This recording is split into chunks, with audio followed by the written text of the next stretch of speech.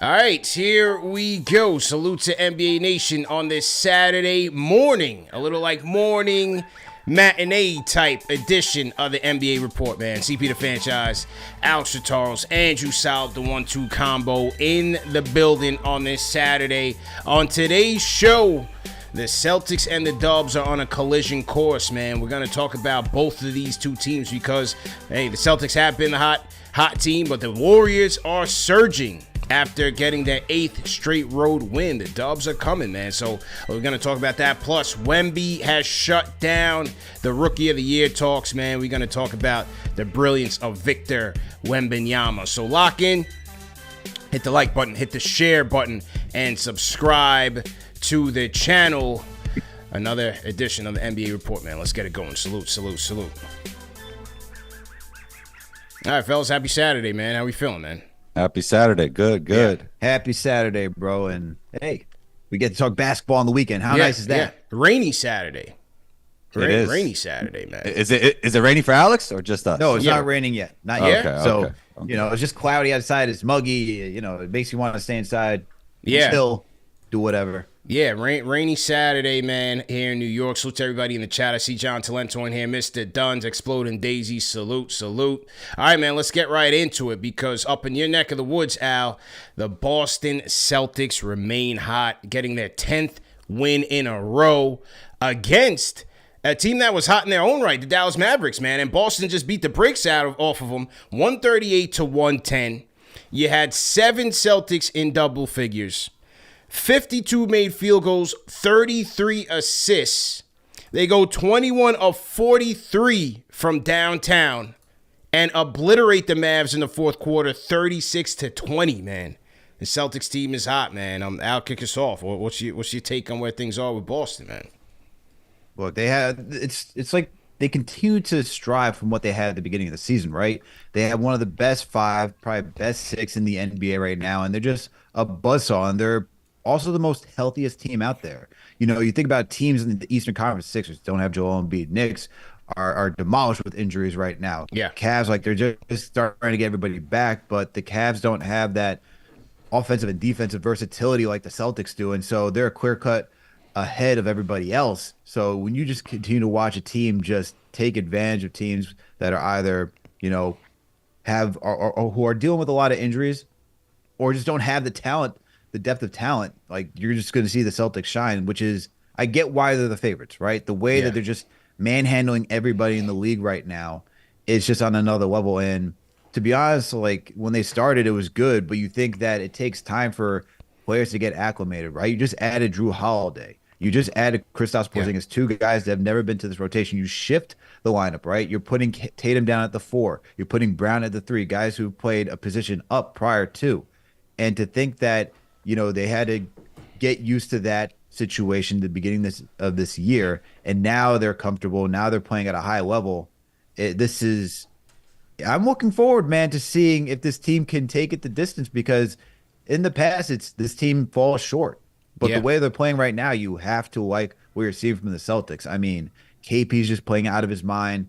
Tatum is playing like you can understand why he's in MVP conversations, but he really shouldn't, just because of the depth on the team. But then you start seeing those two, and it's just so dynamic with the outside shooting that you don't know how to stop a team like that. Last 5 games, they've won by a combined 127 points. They've had to play just 6 crunch time minutes. Crunch time being defined as when the game is 5 minutes to go in the fourth and the game is within 5 points. So they've been obliterating teams, basically. And when it comes to the fourth quarter, you're not even in the same stratosphere as them. 127 combined points they've won the last 5 games, man. I totally agree with Alex when it comes down to health, because so much of this comes down to the X factor, Porzingis, the original unicorn. Can he stay healthy? I think that's so big for them. I mean, this team has the luxury of having 3 players who are superstars in their role. Like, we looked at Andrew Wiggins. I mean, he just recently went on another hiatus, but when they won a championship, superstar in his role. Aaron Gordon, superstar in his role. They have Porzingis, Drew Holiday, and Derek White, who are all superstars in their role. And that is making things so easy for them. in the playoffs. I mean, they're rolling by easy now. I want to see this in the playoffs. I think if a series goes 5 or 6, they'll be straight. But once it gets to 7, I want to see if Jason Tatum could come up big in those situations. And that's what it's all going to come down to if some of these series get close in the Eastern Conference. And speaking of Tatum, I want to get to the soundbite after their win last night where, you know, as Andrew, as you mentioned, and Alex, you mentioned the depth that they have is just ridiculous right now. And here's Jason Tatum just in terms of their approach. I mean, we had 7 Celtics in double figures last night. Here's Tatum on just where things are with the rotation. Yeah, and I think it's like you said, we all have to sacrifice something, and I think just understanding this window that we have with this team is very unique. That you know, our team doesn't call for me to dominate the ball, and you know, necessarily have to make every single play, and that's not like it's not a bad thing. It's just the dynamic of our team doesn't necessarily call for that. So, in a sense, it kind of makes life easier at times, right? You know, we've won 10 games in a row. It's nothing to really complain about. You know, we're on the right track.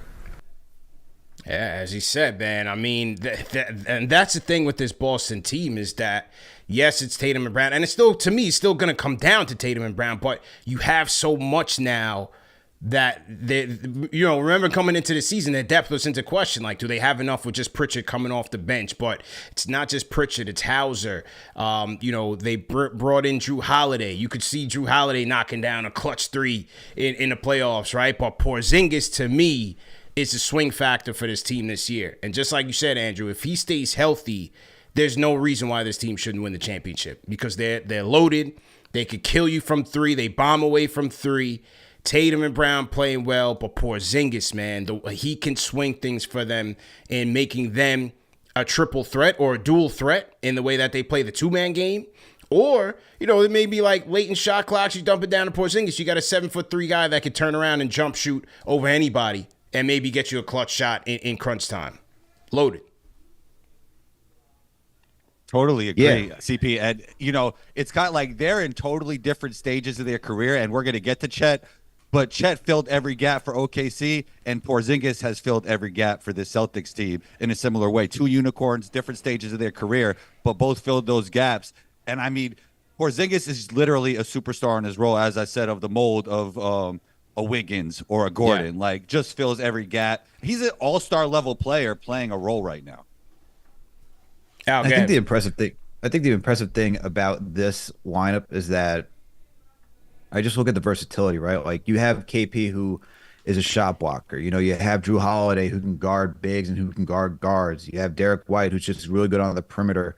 And when you have a team that can be so switchable on defense, like you think you have a mismatch and you really don't. And you don't have a mismatch at any point throughout the game. And so to have that defensively is so key for the Celtics team because I feel like in past where we watched the Celtics team, yeah, they've been good on defense, but they haven't necessarily been like that switchable and that versatile. Like when I think about Rob Williams, like even though he played, because we covered the Knicks, closer to the Mitchell Robinson role, he's not the greatest at guarding the pick and roll. You could still get by him. You could put him on a guard that can get past him. But now that you have somebody like KP who's such a good deterrent, even when KP is chasing, you know, there's never a chance that you can't have confidence that you're always going to get that easy layup, right? Yeah. He could do, as we see, like what Wemby or Chet does and just block something on the backboard, stick it, grab it, and then push in transition.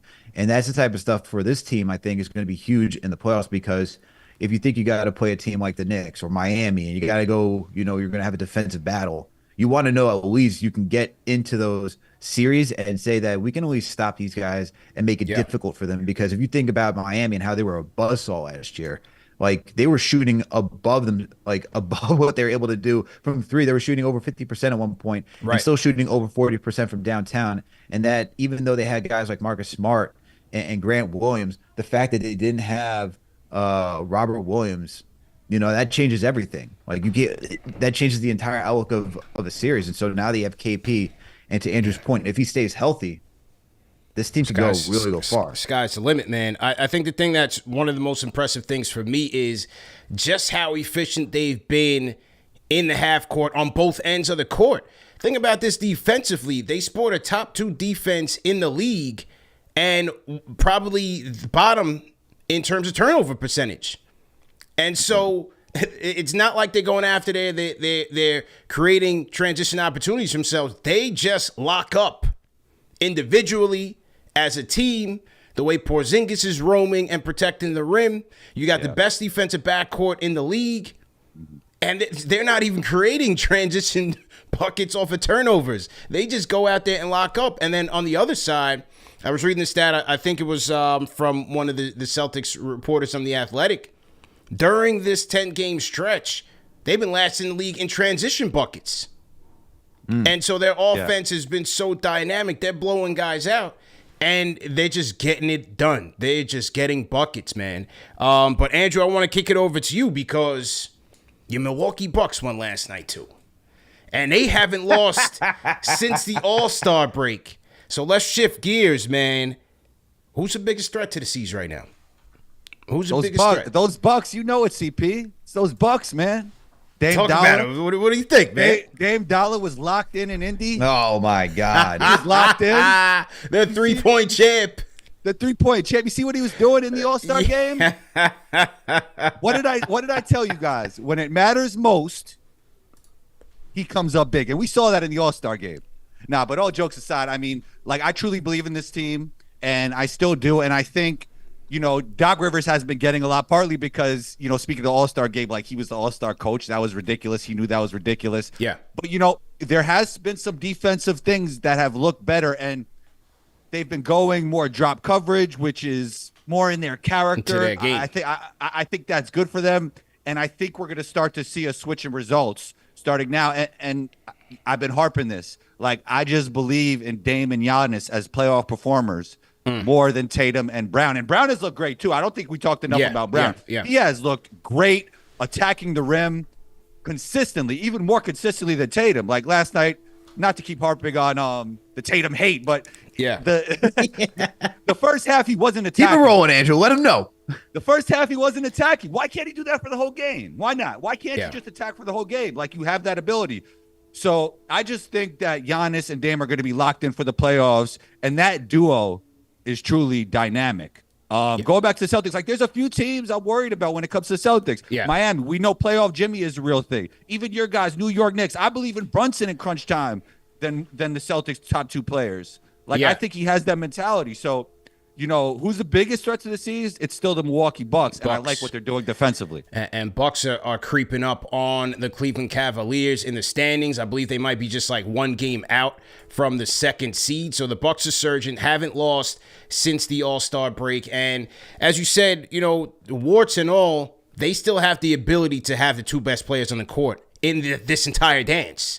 When you look at Giannis and Dame, like, they still have a chance. Every series they go into, they will likely have the best 2 players on the court in tandem. You know what I'm saying? Especially with Giannis. Giannis is killing on both ends of the floor right now. He's absolutely just destroying cats. And so that gives him the saving grace. What about those Knicks, Al? You know, Andrew mentioned the Knicks. Are the Knicks at full strength a threat to the Boston Celtics? Your thoughts? Absolutely. Like, and this is not even just being, I'm not even trying to be a homer, but when you think about how this team is physically, like, constructed, this team matches what the Celtics can do defensively, in my eyes. Because if you want to think about, all right, Celtics, do you think about versatility, more of a finesse type style?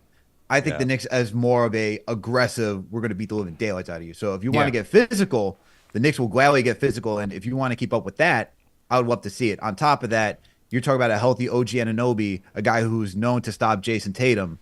That changes everything in Boston's favor because a lot of what they do, it's through Tatum and Brown. I am concerned about Brown. Brown has been shooting very well. He's shooting 55% over the last 10 games, averaging 22 points. Like, Brown, we just saw him against the Knicks CP.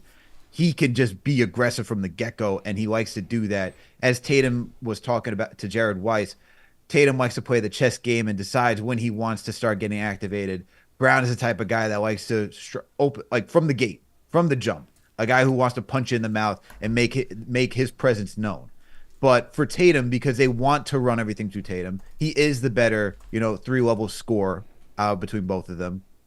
If you could stop Tatum from doing what he does and put it all on Jaylen Brown, we've seen this in the past in the finals, it really puts a hamper on what they try to do. And if you think about, all right, now you're stopping Tatum, you will try to manage Brown. And not saying completely stop Tatum, like getting 19, 20 points is still an accomplishment to do in the playoffs. Yeah. Like, no shy of that. But if you tell me you're going to contain Tatum, make him have to really work, Brown's going to have, maybe you could do something for Brown, put Josh Hart on him or something along those lines, and then you try to match the bigs, I think the Knicks have a chance to take a distance and go 7 games. Not saying they'll win, but I think you go to a game 7, it can go anyone's favor.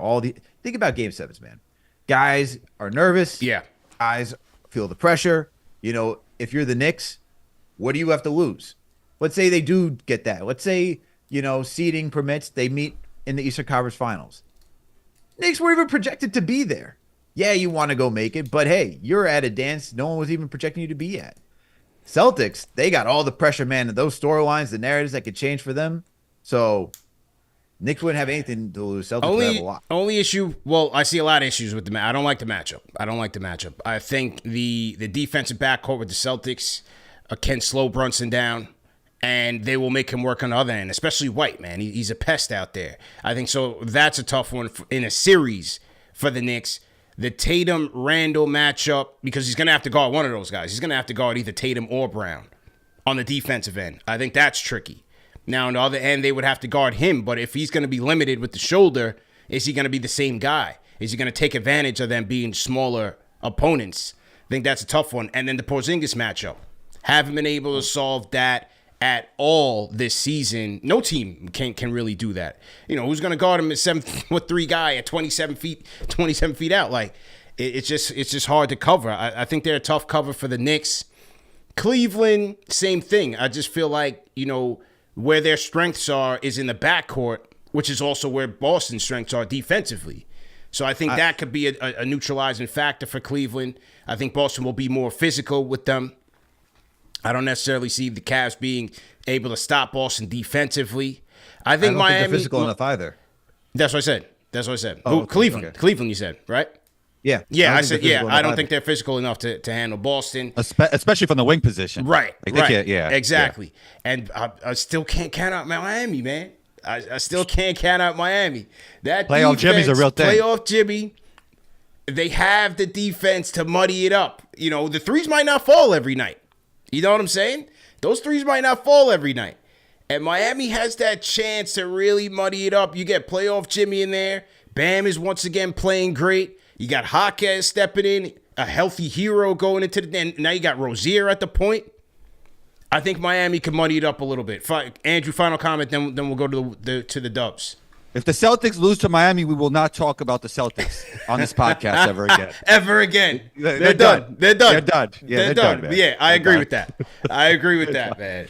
It's brutal. Absolutely brutal, man. All right, so that's the C's. Now let's talk about the Dubs, man, because the Dubs are the West's hottest team, having won their 8th straight on the road. Went into Toronto last night, having gotten into Toronto at 7 a.m. The flight, crazy plane delays, couldn't get out of New York. Got to Toronto at 7 a.m., second night of a back-to-back, and was still able to get it popping, man, and getting a win on the road against the Raptors. You had Steph going off from 3.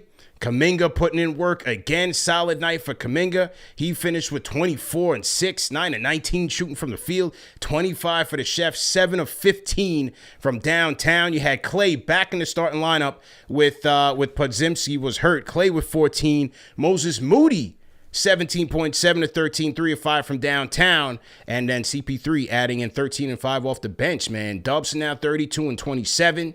They're battling in the West. Al, what are you thinking about with the Dubs right now, man? They're turning it around, man. It's funny how we had that report on how the young guys didn't know if they could believe in Steve Kerr, right? And then from that, you get Kuminga in the starting rotation. Now with Wiggins missing time, you're going to have Moses Moody in the starting rotation at the small forward position. You put Clay on the bench and you put Pods in that starting rotation. it's great to see Kerr really embrace the youth and give them the opportunity, because it is because of that lineup change that now you get a little bit more athletic. You give guys that confidence that they can go out there and compete instead of holding them back. And now you start to see the Warriors go on this tear, man. And when you have a guy like Steph Curry, you just see what the athleticism and the guys that they're able to run out there with.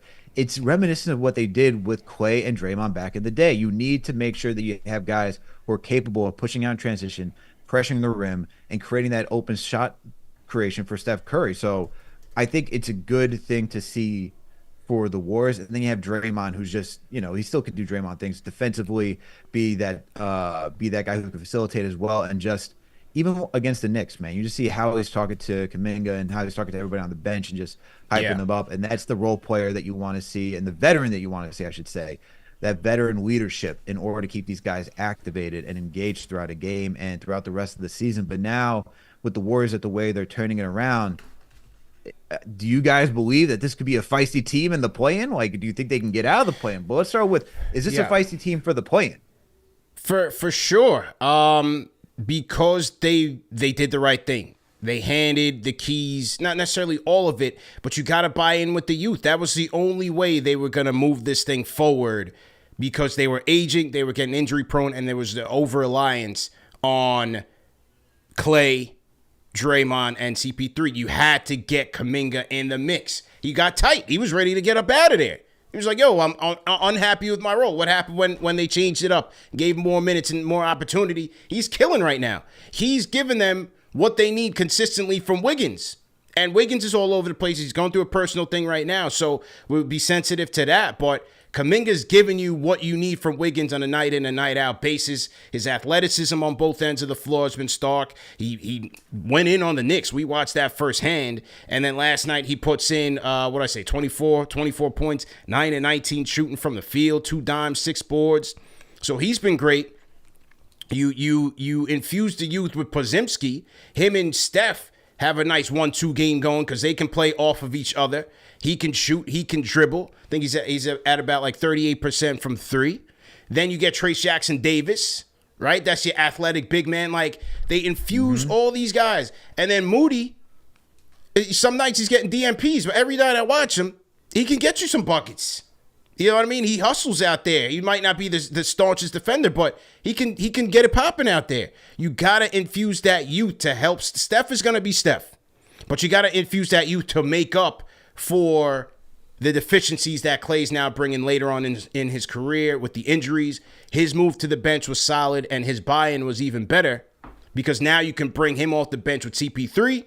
CP3's back. He's running the offense. He's getting guys organized. He can get Klay his shot still. They're clicking right now, man. Draymond bringing the defense back. They're clicking, bro. Yeah, I think at the beginning of the season, a lot of what they lacked was athleticism. And you guys mentioned it. They leaned into the youth. Moody, Kuminga, Green, they're switchable on defense. They looked a lot better on that side of the floor. And, the Wiggins hiatus is unfortunate, but sometimes the obstacle is the way. And I think that's the case when it comes to Moody. Like, now we know what we have. We're going with Moody. This happened with the Cavs. When they had their injuries, they leaned into Mitchell and they leaned into Allen and they got better and they kind of figured out who they were. And I think that's happening here with the Warriors. They have looked a lot better. And when you have Steph Curry, you always have a chance. So I think they're definitely feisty when it comes to the play-in and even the playoffs. For sure. I mean, are they championship contenders out? No, but when you look at the West standings, it's going to be a dogfight. Like, I can't wait for the West playoffs because every matchup from play-in on is going to be ridiculous. But, if you look at the standings, I'm just pulling it up here, and salute to everybody in the chat. Once again, hit that like button, hit the share button, and subscribe to the channel. They are 9th right now, so they're right there in play-in. You got Sacramento right there. They just had a big win over the Timberwolves without, who are they down? Without Fox. You got the Mavs who've been playing well. You got the Lakers. You just never know with LeBron and AD. It's going to be a dogfight. But I'll tell you what, I don't know if Minnesota or OKC wants to see an experienced Dubs team with this youth infusion in the first round of a playoff should they get out of the play-in. I'll tell you this. If I look at, I think the Thunder could hold their weight against the Warriors because I think they have the versatility to do so. I'd be more so worried about the Timberwolves because I don't think they have the scoring to keep up with somebody like Steph Curry. And then if you have Clay coming off the bench, like I like Naz Reid as a six-man, man. But like when I think about Naz Reid coming off the bench and then you're telling me Chris Paul and Klay Thompson are just running, talk about two-seasoned guys who've been in the league for over 10 years, who know how to get their shots, and now who are thriving in those roles. Naz Reid, to me, is not enough to maintain a Clay and CP bench unit. And then you tell me that your starting unit is going to have to keep up with the shooting of Steph Curry plus the athleticism of Kuminga. You have to keep up with Draymond, who understands defensively what to do. That's tough, man. I think Minnesota would be in trouble as much as I like Anthony Edwards. Karl Anthony Towns having a good season. You know, Rudy Gobert, always great during the regular season defensively. He's a stalwart. But to rely on Rudy Gobert in the playoffs, we know that hasn't worked out for the Utah Jazz. And I don't expect it to work out for the Minnesota Timberwolves either. I think he could be played off the court. So, you know, if you're going to have somebody like Draymond Green playing the 5 and just running up and down the court, you're going to ask Rudy to have to keep up with that. So I think if there is a team that the Timberwolves should not want to see, it is the Golden State Warriors. Andrew, when you look at that quadrant, that playing quadrant, we go by strength of the schedule, and I kind of take strength of the schedule with a grain of salt because the games still have to be played. But Lakers are number 4 right now in terms of strength of schedule, so they got the 4th hardest schedule remaining. Golden State 22nd, Dallas 23rd, and Sacramento is 16th. In terms of strength of schedule. Utah Jazz is finished. So these are the 4 that are going to be in contention for that play-in. Hey, Pelicans could slip into that as well. What do you think? I like the Mavericks because they've been so hot recently. Even though they struggled against the Celtics last night, I think Kyrie and Luka Doncic, they're like just too tough to guard in the regular season, and I think they'll ascend upwards. I mean, Warriors are looking strong. I wanted to kind of talk to Alex's point about the Timberwolves, and I think with Anthony Edwards, him playing against like a Warriors team, often your best player isn't the X factor, but I think he is because he can bring that team over the top offensively. But if he's not elite Anthony Edwards, you're right. I don't think they have enough offense. So like he's the biggest X factor. And when it comes to OKC, I want to see SGA go up against a Warriors or Lakers and take one of those teams out, so he could become a household name in the NBA. But the Western Conference is so interesting. I mean, some of these play-ins could have really high ratings and be like really interesting. Stacked. So I think that, the NBA is in a good place, and the Western Conference, when it comes to the play-in, it's going to be so fun when we get to that time. And I think we could all look in hindsight and say this play-in thing was a good idea. It's a great idea. A great idea. Great idea. I mean, look, you just all the way down to the Lakers. We're talking about 33-28. There's no one that's losing in the West. I mean, in the East, you can go look at the Bulls, who are under 500. The Hawks are under 500. The West, like, to be in the play-in, you have to be a winning team. Right after the Lakers is the Utah Jazz, who are 11th. They're 27-33. So we already know that the Western Conference, you got to be on your A game to play. And to be honest, this is a little looking ahead. I can't wait to watch Houston and Memphis next season, because I think that those two teams are going to be competitive as well. And then it's really going to be a dogfight. Those teams like Houston, I know they're a young team. They still got to add talent. You have guys that got to develop. Memphis, they've been dealing with a lot of injuries. But just think, if you had, especially Memphis this year, you would have 11 teams who potentially who could have winning records, and somebody with a winning record could be out of the play-in. The West is stacked. It's absolutely stacked. Yeah. Another reason why I think the Celtics won't win the title. I mean, I think one of these West teams will beat them inevitably if they even get there. Who would it be? Yeah, we did talk about the East. Denver. You don't think they can beat Denver? No. I think Murray's health is going to be a question mark, man. He hasn't had a chance to last year was a kind of recovery year for him as well. And then in the playoffs, he absolutely went off. So maybe there still is time, but it's just, man, it's been a tough playoff Murray. Is that a thing? Could be a thing. Playoff Murray is always a thing. I mean, he just had like Jokic had kind of an off night and still had a triple-double versus the Kings the other night. Yeah. And Murray had like 28, took over the game. I mean, but when it matters most, and you have Jokic, obviously, if you don't have Murray, you're right, CP. I mean, yeah, it's going to be tough. Just like with Porzingis with the Celtics. Like, if you don't have that guy, it's going to be tough. But, I mean, when it matters most, Jokic comes up big and finds a way to win in the clutch. He just like picks teams apart. They could be, they're the champs. You got to respect the champs. They could definitely beat the C's. How about the Clips, man? How about my team? My little West team. Watch out, CP. Watch out by saying that. Yeah, I know. Sensitive times. Sensitive times. Wait. I mean, I don't know what Harden was doing in Indy, but it's not looking the same right now. I mean, it's looking kind of off. It's looking kind of off. They do need Paul George back and healthy. But look, man, you know the clash against Boston. Boston went into LA and beat the brakes off of them. LA went into Boston, beat the brakes off of them. You got 4 guys you got to tangle with now. Now Brody's going to be out for how long is Brody out? Because he just hurt himself, so that could be a little bit interesting. But I just think like on that wing matchup where you have PG and Kawhi, Tatum, Brown. How does the Zubac factor into it with Porzingis? Like they have the size to contend. They can play physical. You got the Terrence Mann, Derek White. They're kind of like that Spider-Man meme, you know what I mean? In the way that they're kind of the wild card for their teams. I think the Clips, man. Clips are still a sleeper for me, man. Can we agree that the top 4 teams in the West are the teams you have to worry about? Or the top 4 teams, I would say, in the West are probably Western Conference Finals bound. Is that fair to say? So who do you think has the best chance outside of those 4? I think the Mavericks. I just don't know if they're strong enough defensively, man. Last night they looked bad defensively. I just don't know. Like the Kyrie Luka thing, of course, right? It's just like that Dame Giannis thing. That's why I have to go back on, because offensively those guys can just create for themselves, and if you could just alternate between those guys back and forth in a game where it's like, all right, but deal with Kyrie for 4. Yeah, you have to deal with somebody for 48 minutes. It's not like Kyrie's alone as he was on the Cavs. Like, okay, we could slow Kyrie down because he's gonna get tired at some point. Kyrie could legitimately take a break, and then it could be the Luka show, and then go back to the Kyrie show, or vice versa. And that's a lot for defense to game plan for. And those guys are killers, unlike Tatum. Yeah. Never mind. Let's proceed. Absolutely, man. So we gotta. Andrew throwing shade to Tatum. We'll see. Tatum, prove me wrong, Tatum. We'll see. But if you lose to the Heat, we're not talking about you next year. Let's go. We'll see, man. Fellas, we gotta talk about this rookie race, the Rookie of the Year race, because it's so interesting that it started off with Chet. Chet was the guy. It was Chet. But Wemby has come back. He's come back strong.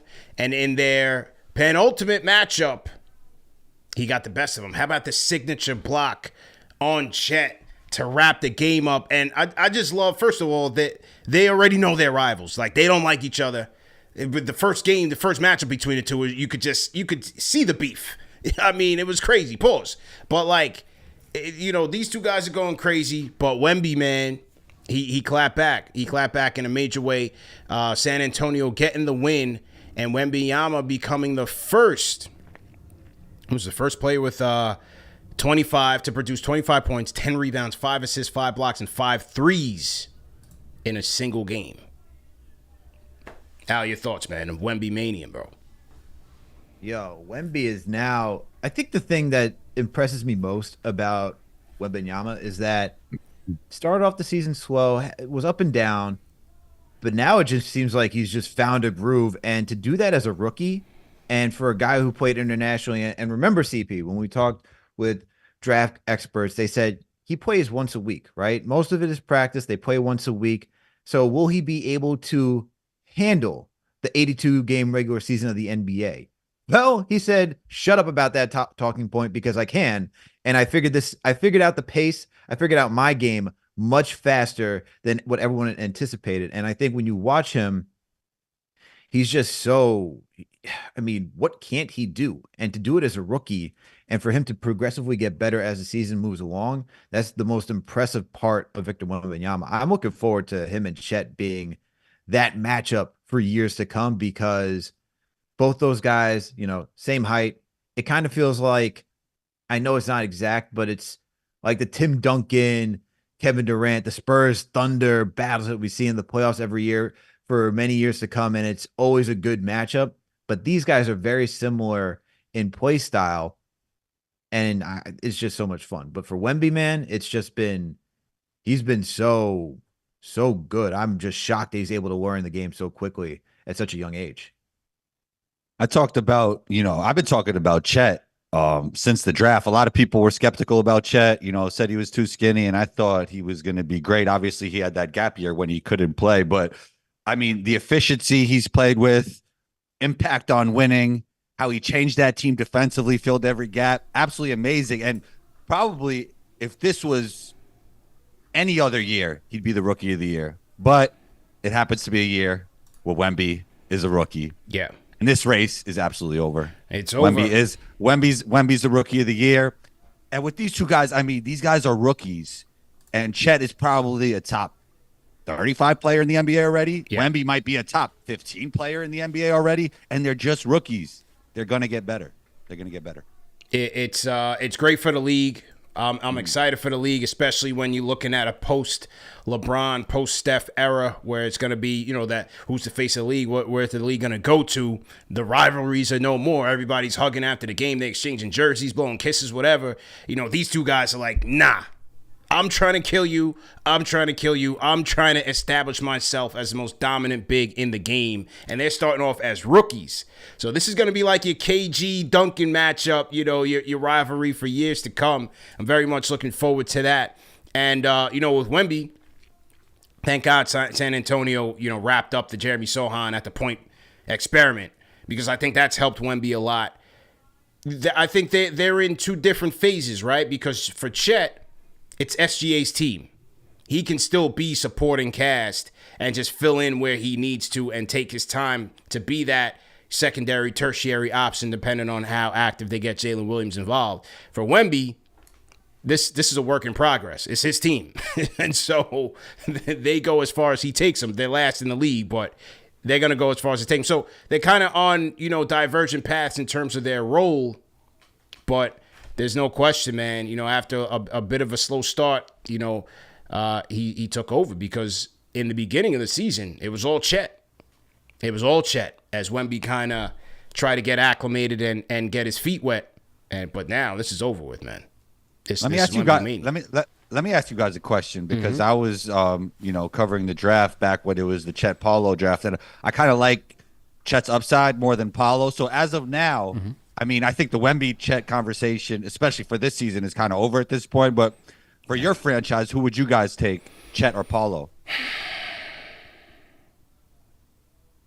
It's tough to think about that, because Andrew just pointed out, or I should say CP pointed out, like, Spurs is Wemby's team, Thunder is SGA's team, and we haven't really seen Chet be a number one guy. When you look at Paulo, he is the number one guy for the Magic. And yeah. It's easier to say Paulo right now because he's doing that role on the Thunder, and the Magic are winning, and they're a playing team right now. So you could say it's easier to say Paulo. The way I look at Chet, though, it's like I'm very curious to see what Chet would be as a number one option on a team. Thunder are just they're stacked for years to come. I mean, if you talk about Chet, Jalen Williams, and SGA as like your trio moving forward, that's a ridiculous team. The Thunder have legitimately recreated their big three, and I think moving forward they're not going to let any one of these guys go, because they could see the potential of having all three of those guys. And considering that they're like the first three, meaning Harden, Westbrook, and KD, they all play different positions, but and they all fit well next to each other. I think you could move forward saying that they're going to do that. So we may never see Chet get to be that number one option, but I think he would be able to hold his own. I think it would be more of like a Wemby type situation, not necessarily exactly, but to some degree. I think the prototype of Chet,